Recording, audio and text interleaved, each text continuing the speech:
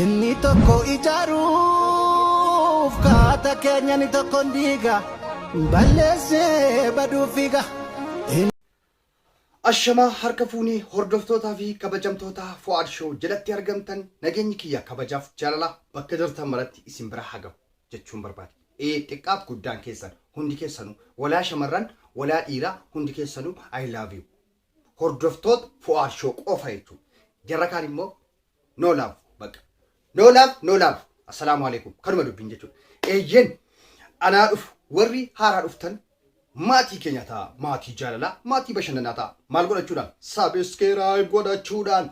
Warri immoo as jala jirtanu laayikii tokko dagatinaa ulfaadhaa. Mee amal tokko gixxim itti godhame. Tuqtanii tuqii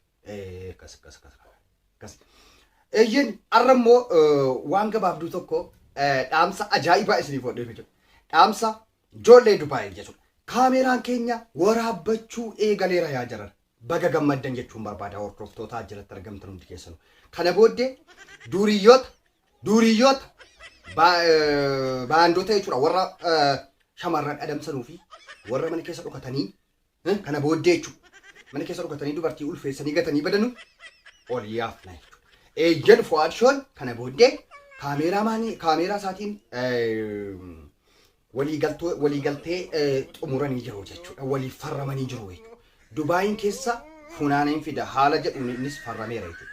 Loltuuwwan adda addaa gadhiifannee jirra achi keessa jechuudha. Yoo jabaate dhukaasa itti gadhiifna waan ta'eef dhukaasa keenya isiniin agarsiisame. Dhukaasa keenya yoo barbaanne jechuudha. Yoo namni quufuu barbaade yeroo kaameraan keenya deemee to'atu dhukaasni yoo dubbiin jabaate dhukaasuunis ni jira waan ta'eef jechuudha. Achitti bakka jarri ciisanitti daaraa goona jechuudha. Kottuu dhukaasii agarsiisimee duuba harree. Baroo nozo badambi baroo.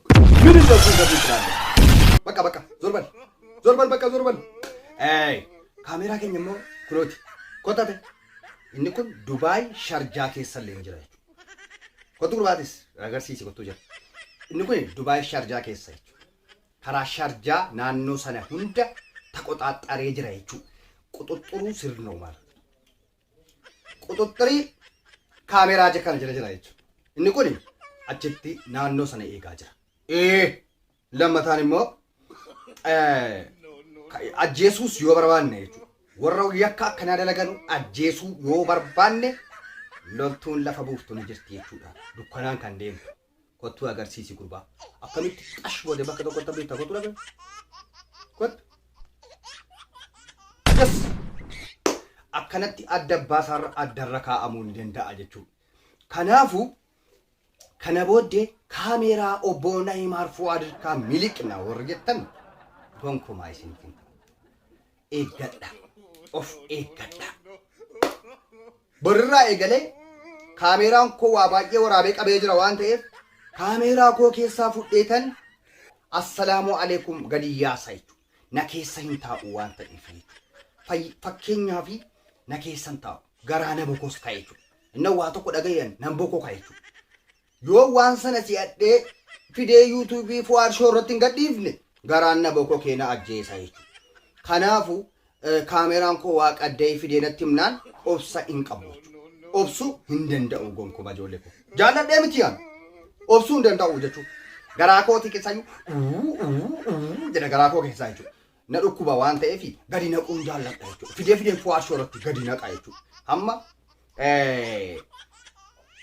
magaalaa Dubai keessatti jechuudha warri mana ijaazaa jiraatan take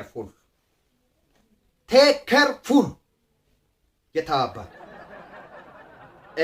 qaayidaa keessan yeroo wali ijaazaa wal buusuudha wal shakashakuudha niyyattan hojii keessan kaameraamaaniin koo isin qabeera jechuudha.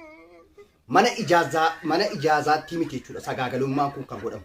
Eessatti beektu beergii riyaala 250 qabatamutu jira.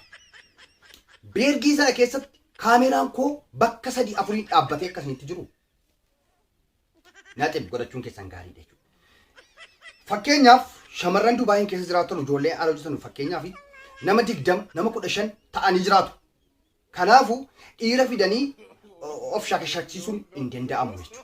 Maaliif shamarran baay'eetu jiru waan ta'eef jechuudha. Inni dhiiraas nama 5 7 8 hin jiraata waan ta'eef hin danda'u innis. Eessatti dubbiin isinis gaafa ijaazaa baatu gaafa ijaazaa baatu ijaazaan biyya sanatti qanii jumaataa baa qanii kamisaa baama jechuudha. Qanii jumaataa baama jechuudha. Xinnaaf guddaa beekii kana keessatti iyyuu wal qafaxafamaa bulama jechuudha. Achi booddee gaafa guddaa galgala gara mana ijaazaa ijoolleen jiran nutti deemti isheen illee jechuudha. Innis akkuma sana jechuudha. Kanammoo kaameraamaanii kootu qadda'e jechuudha. Anaa miti anaan kumatti nama. Kaameraan koo fidinaan keenyaan ana ture indee garaatti baachuu hin dandeenye waan ta'eef fideetan gadi naqa jechuudha. Amma dhaamsa kana wantan dabarsuu barbaadee fi eenyu hojii akkanaarra akka jirtanu dalagaa akkanaarra akka jirtanu eenyu tokko tokkoon keessanii of gaafadhu. Na bira gahee jira. Maqaa keessanii na bira gahee jira.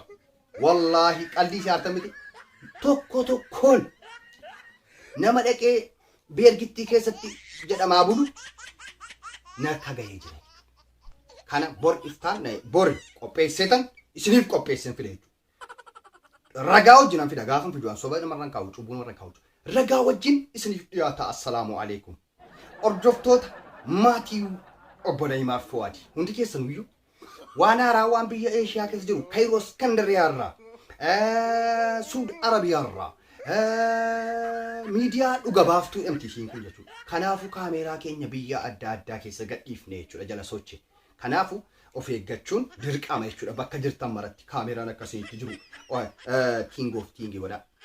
Bor shamarraa nama 3 kan beergii sana keessatti kaameraan koo to'ate isinii qabadhee nufa. Yoo Rabbi nu nagaan nu bulche, yoo Rabbi nagaan nu bulche nu oolche jechuudha. Haala wal fakkaataadhaan yookaan sa'aatii wal fakkaataadhaan isinii dhufa jechuudha. Halkanirraa sa'a 3 jechuudha kan isiniif gadhiisu viidiyoo. Hundi keessan yoo beektan ta'e jechuudha. Sa'aatii tokkichaan gadhiisa jechuudha.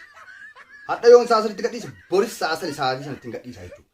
Kanaafuu sa'aatii kana eeggadhaatii Fu'aad Show maqaa barreessaa baafadhaatii sa'aatii 3 olitti an waan haaraa isiniif qabadhee dhufu hin dagadhu jechuudha. Hojii kootii waan ta'eef jechuudha. Hamma immoo ijoolleen ulfooftanii beekii kana keessatti wal xeebbaatanii wal ulfeessitanii qophaa'aa asirratti. Jarri ajjeeftanis qophaa'aa asirratti. Jarri ilmaan wal ulfeessitanii kaatanii geessanii gataa jirtanu ajjeesaa jirtanus tokko tokkoon kaameraan koo to'annoo ofii jala galcheera jechuudha. Jala galcheera jechuudha. Eeyyen warri haaraa dhuftan subscribe godhadhaa. Haala kanaan subscribe godhadhaa. Maaliif beektu wanti nuti haaraa gadhiifnu tarak jedhee akka dhufe isin bira gahuuf jechuudha. Haala kanaan subscribe godhadhaa. Eeyyen laayikii isii kana immoo keessa buusuu hin dagatinaa. Kanaafuu yaada yoo qabaattan kaameraa keenya gargaaruu yoo barbaaddan oduu adda addaa fiddanii yoo waan ragaa qabu nuun ga'uu yoo feetan waastaappiin keenya kunooti torri waastappii keenya feesbuukii jira kunoo asirra ni argattu. Eeyyen halkan gaarii.